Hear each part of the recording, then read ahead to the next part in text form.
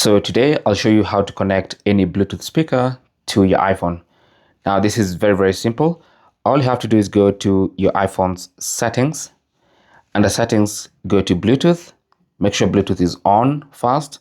And with Bluetooth on, it's going to start automatically searching for Bluetooth devices to connect to. So what you need to do is put your Bluetooth speaker in Bluetooth pairing mode. So you want to look for the power button. First of all, make sure it's on.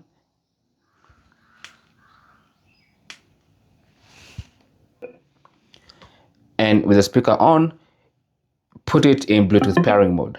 Now, depending on which brand of Bluetooth speaker you have, the way to put it in pairing mode varies. For this one, all I had to do is press the pairing button, and it's going to be like that for most speakers. Now, when there's a light blinking, it means it's in pairing mode.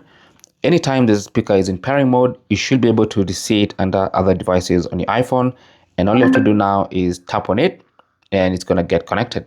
Simple as that.